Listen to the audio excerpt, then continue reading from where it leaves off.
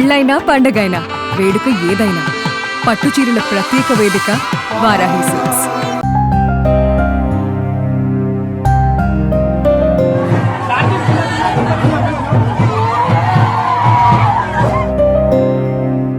YouTuber Vaishnavi హత్యతో Jagtial జిల్లా ఒక్కసారిగా ఉలిక్కిపడింది. ప్రేమించిన వాడి చేతిలోనే వైష్ణవి బలైనటువంటి ఘటన కలకలం రేపుతుంది.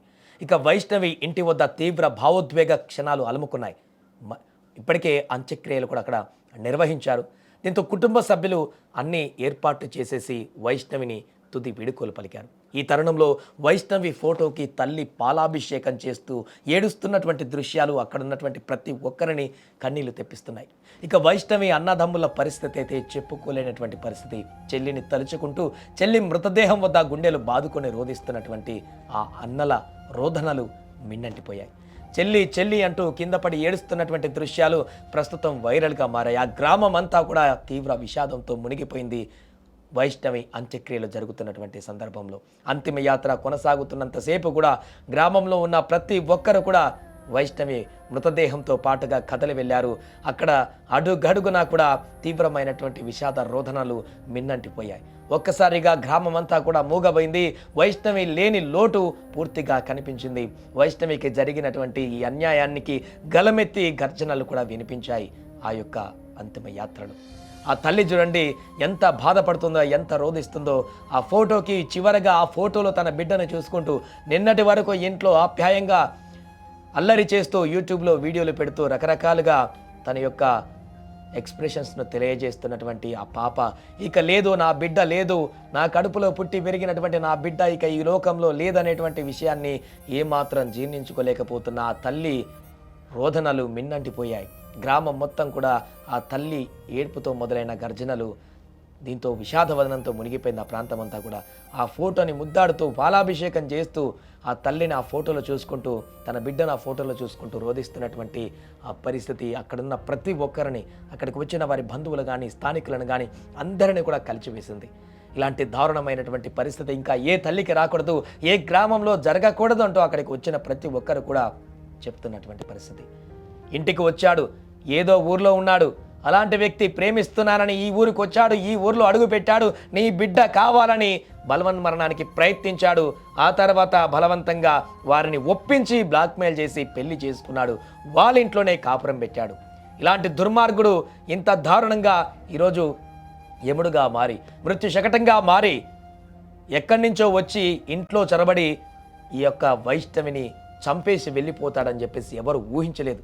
సంవత్సరంలో జరిగినటువంటి ఈ పరిణామాలన్నీ కూడా ఆ గ్రామంలో ఉన్నటువంటి ప్రతి ఒక్క కుటుంబాన్ని కదిలిస్తున్నాయి. వైష్ణవికి జరుగునటువంటి అన్యాయాన్ని ఆగ్రహించేటువంటి విధంగా దారితీస్తున్నాయి. ఖచ్చితంగా వాణ్ణి శిక్షించాలి, మామూలుగా కాదు, ఊరి శిక్ష వేయాల్సిందే అంటూ గర్జనలు అక్కడ వినపడుతున్నాయి.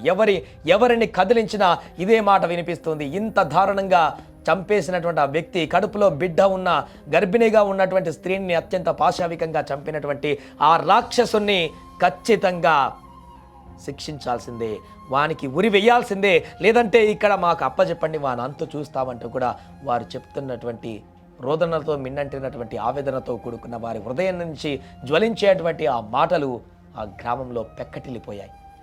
దీంతో పూర్తిగా గ్రామంలో విషాద ఛాయలు అలుముకున్నాయి. నిన్న సాయంత్రం నుంచి ఈరోజు ఉదయం అంతిమ యాత్ర కొనసాగుతున్నటువంటి సందర్భంలో కూడా పూర్తిగా గ్రామం అంతా కూడా ఆ రోదనలతో మిన్నంటిపోయింది. నిశ్శబ్ద వాతావరణం నెలకొంది ఊరంతా కూడా. ఆ దృశ్యాలను చూస్తే కళ్ళు చెమ్మగిల్లేటువంటి పరిస్థితి ఏర్పడింది.